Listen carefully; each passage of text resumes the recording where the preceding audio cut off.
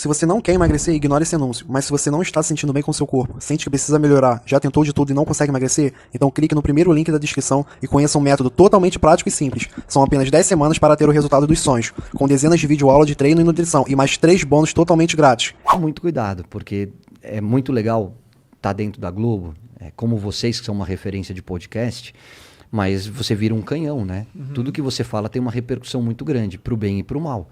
Então você tem que pensar muito antes de emitir uma opinião e uma coisa que eu sempre procuro trazer para o meu comentário é não esquecer que eu fui um deles, que eu fui jogador. Eu sei o quanto dói uma crítica, eu sei quanto machuca a tua família, porque a gente cria uma casca, você está acostumado. Eu comecei com 5 anos de idade, então quando você chega no profissional, você passou por tanta coisa que a crítica, por mais maldosa que seja, ela não te ataca. O que te machuca é na hora que você vê teu filho, que você vê tua mãe, que você vê tua esposa sofrendo por causa de um comentário maldoso. Eu não faço isso. A minha crítica sempre é muito respeitosa. Eu tenho que fazer, porque eu sou comentarista, sou pago para isso.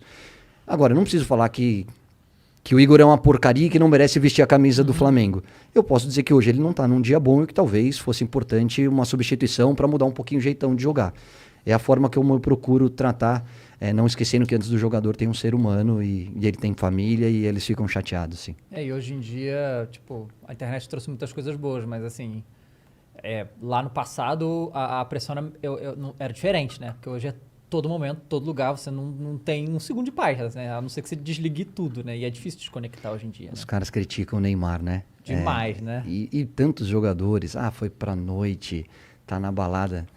Falar, você foi... Deixa eu só te explicar uma coisa. Eu fazia as mesmas coisas que eles fazem. A única diferença é que não existia câmera no celular. É só essa a diferença. A gente aprontava, a gente dormia tarde, a gente pegava a mulher, a gente às vezes discutia com o torcedor. É tudo igual. Não mudou. O que mudou é que hoje você tem mais acesso à informação, você tem acesso às imagens, e hoje aconteceu aqui em São Paulo ou lá no Catar, em um clique você tem acesso a tudo que está acontecendo. Essa é a única diferença. E aí existe uma mudança de comportamento que eu acho que os jogadores têm que ter noção da imagem que eles têm e do alcance que ela gera e tomar um pouquinho mais de cuidado. Mas esse cuidado tu acha que passa por se privar mais ainda? Tipo, eu fico bolado com esse lance de nego pegar muito no pé do Neymar, porque o Neymar é a estrela que é e tal. Mas, pô, é meio desumano até, porque, porra, ele não faz nada da vida dele, ele é obrigado a ser uma máquina de jogar futebol. Então, assim, pra ele tomar mais cuidado, acho que só se privando mais ainda da vida pessoal.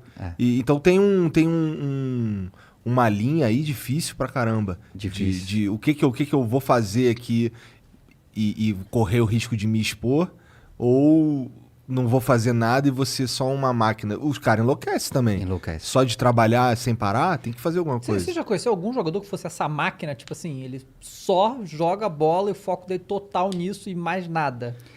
Tem. Talvez o Cristiano Ronaldo hoje seja o grande exemplo disso.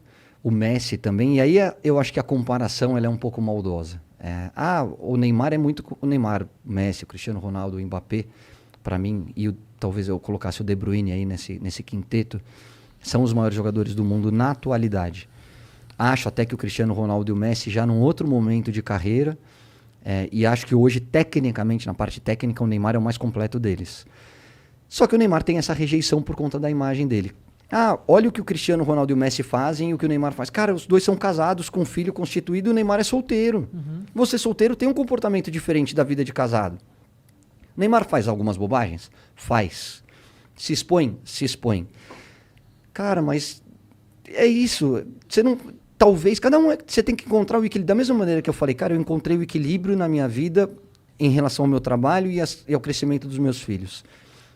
O Cristiano Ronaldo e o Messi, talvez eles tenham... Hoje eles se privem de muito desse lado social. Por quê? Porque eles já estão no final da carreira, eles já estão num outro momento. O Neymar, eu vou te falar, eu conheço um Neymar que muita gente não conhece, tá?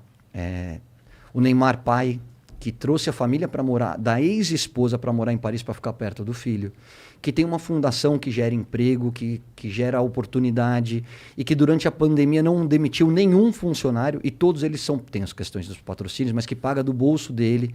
Então, assim, tem muita coisa legal que o Neymar faz. Pô, quando ele fizer bobagem, critica, mas também mostra o lado legal. A gente só critica. A gente chega numa Copa do Mundo e essa é a minha maior reclamação em relação à imprensa. Cara, cada um vai olhar pro seu umbigo e defender o teu país. A gente não. A gente aponta o dedo e mata o Neymar.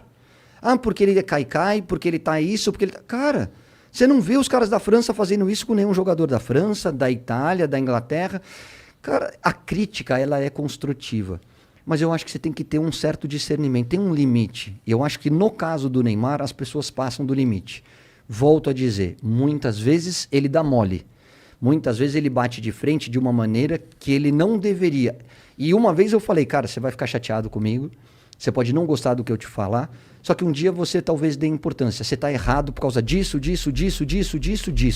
Isso vai te prejudicar. Eu estou do outro lado. Hoje eu sei como funciona a cabeça da imprensa. Cuidado. Ele falou, beleza. Ficou uma semana, 10 dias sem muito contato, mas talvez ele tenha registrado essa informação. E com o passar do tempo ele sabe que eu falei pro bem dele.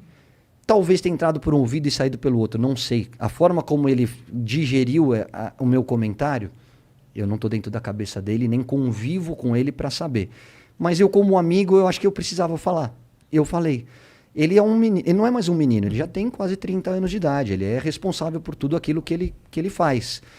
Eu só acho que a gente precisa entender um pouquinho mais esse outro lado. Eu não falo do extracampo. Eu não quero saber se ele foi pra noite, se ele pegou uma, duas ou três, se ele tá no carnaval. Eu quero saber se dentro de campo ele tá funcionando, ele tá performando. Se ele tá fazendo, o que ele faz fora de campo é problema dele. No domingo, teve jogo, né? Que inclusive ele não foi muito bem, né? Saiu uma entrevista dele, né? Falando que ele talvez a próxima Copa seja a última dele, né? E aí todo mundo, meu Deus, mas por quê? Sabe? Tipo, é bem óbvio, porque se você olhar como que se lida as coisas, né? É muita pressão, né, cara? Tipo, ele ganha lá os milhões e tudo e tal, mas ele continua sendo um ser humano, cara. Ele não é uma máquina, é muita pressão. É uma coisa assim que... E ele não tem só a pressão de ser esse jogador gigante, mas ele ser, tipo, a única esperança que o Brasil pode ter na Copa do Mundo. É só ele, sabe? Ele tem que carregar tudo, né? Então não é uma coisa fácil de lidar. Eu concordo também que, tipo... vai cometer erros, acontece, mas eu acho que é muito acima do normal como a figura Neymar é perseguida, né? Não me surpreendeu, porque a gente já sabia que ele estava cansado, tá? Mentalmente cansado. Externar isso dá essa repercussão toda, mas a gente sabe o quanto ele está incomodado com todas essas perseguições, principalmente... Eu sempre falo isso, o jogador sabe quando ele jogou mal. O Neymar saiu do jogo contra a Colômbia, ele sabe que ele não foi bem, ele sabe que ele tomou decisões erradas, ele sabe que ele joga muito mais do que ele jogou. A minha função como comentarista é dizer exatamente isso. O Neymar hoje não está bem. O Neymar hoje deveria ter sido substituído, mesmo que seja difícil tirar o craque do time, porque até o craque tem os seus dias ruins. Ponto. Mas a gente sabe como ele está cansado em relação a tudo isso que a gente está conversando, que são conversas de WhatsApp, enfim. O que eu gostaria muito é que a pandemia trouxesse um pouquinho mais de reflexão em relação a esse tipo de análise, entendeu? Que a gente olhasse com o mesmo carinho que a gente olha para Simone Biles, na hora que ela pede para não disputar tantas provas onde ela é a favorita de todas e gera uma discussão. Vamos olhar com esse mesmo lado humano para o Neymar também. Né? Vamos olhar para todos eles da mesma maneira, porque são atletas de altíssimo nível, estão entre os maiores de todos os tempos, recebem para isso, tiram proveito do talento deles, ninguém está falando que são coitadinhos, não é nada disso.